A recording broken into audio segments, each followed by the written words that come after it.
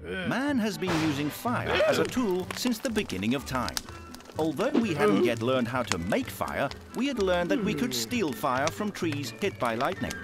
Fire was magic. Man didn't understand it at all. He was always getting burned. Literally. We need to do better, learning what fire is, how it starts, and how we can use it to help us, and yet stay safe. Fire is a chemical reaction called oxidation. A chemical reaction is a process where one or more substances are changed into other substances. Oxidation means that oxygen is one of the substances involved in the chemical reaction.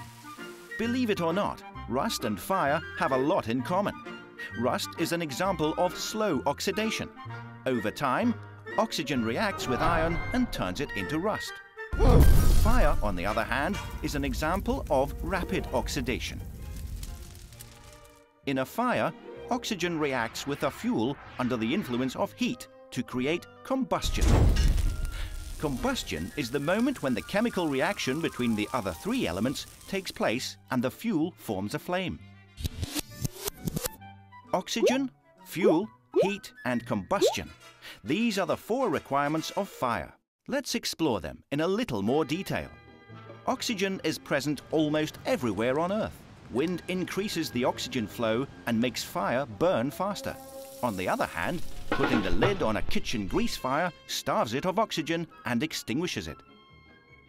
Just remember, oxygen is everywhere, unless we do something to cut it off.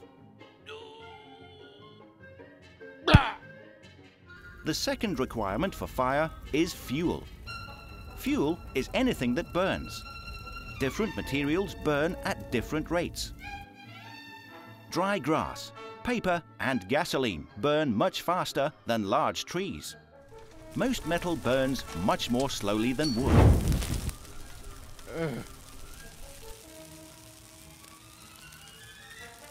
And concrete won't burn at all. It's not a fuel.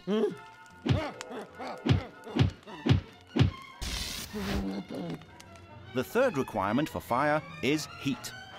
Even with plenty of oxygen and fuel, if the heat source isn't high enough, fire won't start. The reason that wet grass burns more slowly than dry grass, and firefighters often use water to put out a fire, is that water helps to cool off the fuel. If the fuel temperature doesn't meet the threshold needed for fire, no fire will start. There are three kinds of heat. Radiant heat takes the form of light and heats objects that its rays land on. The sun gives off radiant heat. So does a light bulb. The second kind of heat is called convection. Convection heat is transferred through the air. For example, if a fire in one room of a building is hot enough, it may make the next room burst into flame, even if the fire hasn't physically spread to the second room. The third type of heat is called conduction. It spreads through matter rather than through the air. A hot muffler on a vehicle parked in dry grass conducts its heat to the grass, which may catch on fire. We can't control oxygen very well because it's all around us, but we can control fuel and heat by keeping them away from each other. And because we can control them, we can also control the fourth requirement for starting a fire: combustion, the chemical reaction that ignites the fuel. If this chemical reaction doesn't happen, fire doesn't happen. On the other hand, if the right kind of fuel, a high enough heat source, and adequate oxygen are present, combustion has a very good chance of taking place. Keep the heat away from the fuel. A human being can almost always control whether or not a fire starts. Of course, nature starts some fires all by itself.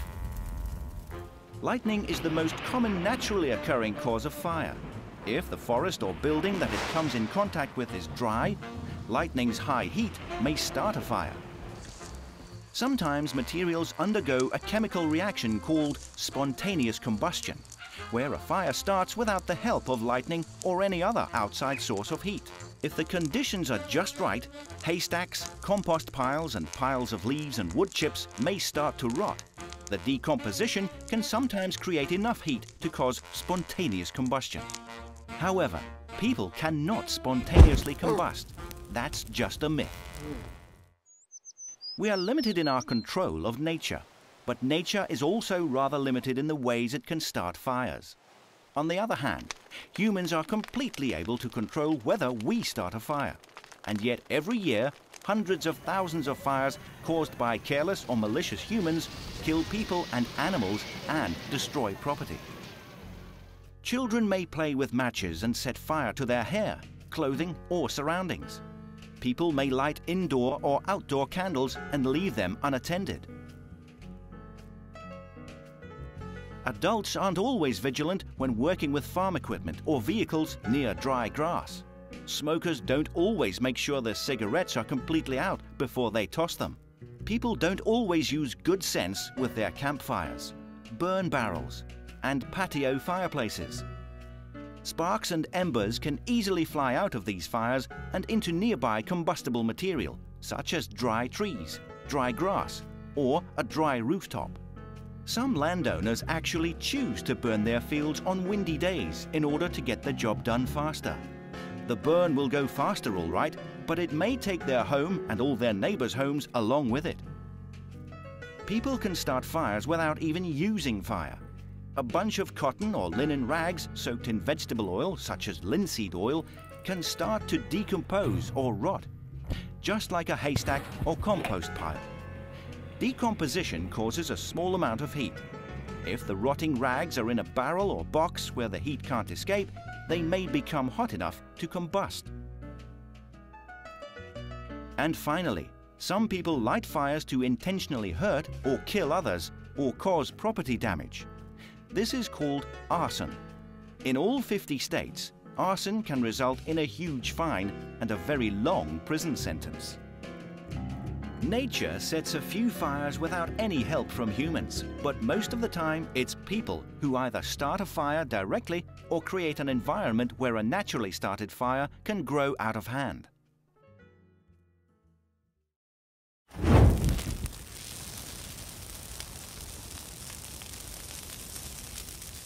Up to this point, we've talked only about fires that hurt people or damage property. But fire is, of course, also a helpful, powerful tool when it's used with caution and respect. Everyone knows that fire can warm us and cook our food, but it can do much, much more than that. Planned burning can be used to renew and revitalize farmland and grazing land. Pastures that have been responsibly burned to rid them of weeds rebound quickly with thick, green, highly nutritious grass. People who work in the important areas of land management, conservation, reclamation and forestry may use fire to manage forests and grasslands. A carefully planned fire cleans out invasive plants and helps other plants regenerate. Some plants need fire in order to activate their seeds or buds, or to clear out a thick canopy to let sunlight shine on seedlings. If fires don't start naturally in places where they're needed for plant regeneration, highly trained specialists can often help nature along a little bit with a planned, managed burn. Remember, you might think you have a fire under control, but only a trained expert understands what variables are needed to bring a fire under control. And although a planned burn by a trained expert can help nature, most fires do unimaginable damage. People and animals die or are horribly injured in home fires.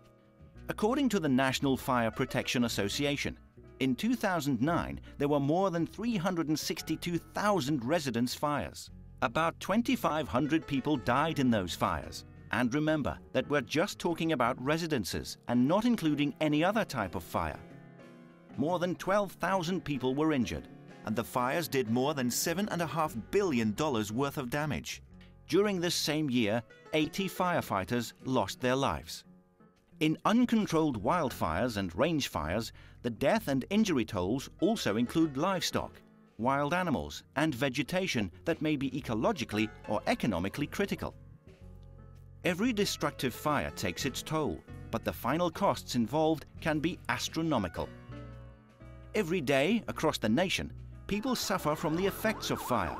People who could be our family, friends, or neighbors. Those physically involved with a fire or fighting a fire may die or be horribly injured. An entire community can suffer deep, long-lasting psychological damage from a fire. Fires can result in lost jobs, lost housing, lost population, higher insurance costs, and lawsuits. Watching an unmanageable fire destroy everything in its way is devastating. The most heartbreaking aspect of all is that in almost every case, that fire could have been prevented. Now that we've learned what fire is, how fires can start, and how fire can both help and harm, here are some ways to be smart about fire. If you're working with fire outside, dress safely. Wear cotton, not polyester. In a fire, polyester will melt onto your skin. Know the weather and make smart decisions accordingly. Do not burn trash or fields on windy days. No matter where in the state you live, find out about the current wind speed, temperature, and relative humidity. Your local fire department or sheriff's office, working with fire weather forecasters, can also tell you the local fire danger rating and whether there are any current prohibitions against burning.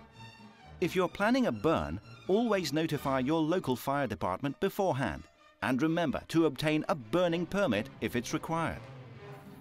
If you're using fire outside, make sure to clear an appropriate space, a clear zone that doesn't contain anything that will burn around the fire. Rural fire safety needs are somewhat different from fire safety needs in the city. In the city, homes are close together, but firefighters can usually get to a burning building in minutes. In rural areas, it can take much longer for firefighters to arrive, and grass fires can spread quickly. Every building in a rural setting should be surrounded by what's known as a survivable space. A survivable space is a non-combustible area of rock, concrete, bare earth, or moist shrubs and plants that will slow a fire long enough to allow everyone to leave the building safely and will give firefighters time to reach the scene. In North Dakota, 96% of all firefighters are volunteers. This means that not a lot of people can become a career firefighter in this state. But it also means that if you're interested in being a volunteer firefighter, you'll be welcomed and needed no matter where in the state you live. Never start any fire without first making sure you have the appropriate tools to cool or smother the flames, and make sure your fire is completely out before you leave it. Indoor fire safety has its own set of rules. The first one is to have a clear, simple plan for getting out of the building safely. This includes a plan for everyone who lives in your home. Make sure there are working smoke alarms in key areas of your home or building, and put a new battery in them once a year. Candles are beautiful, but never leave them unattended, and don't set them on or near combustible materials. Regardless of what kind of oven and cooktop you have, never leave food cooking unattended. Even a roast in the oven can result in a house fire. Make sure that you have enough outlets for your use, installed by a licensed electrician. And don't overload them. In addition, don't use extension cords if you can avoid it. Never leave your fireplace unattended. And have a professional clean and inspect your chimneys once a year. Have fire extinguishers handy in key locations and keep them maintained. And finally, always make sure that heat-producing appliances are turned off and that candles and other fires are completely extinguished before you leave them unattended.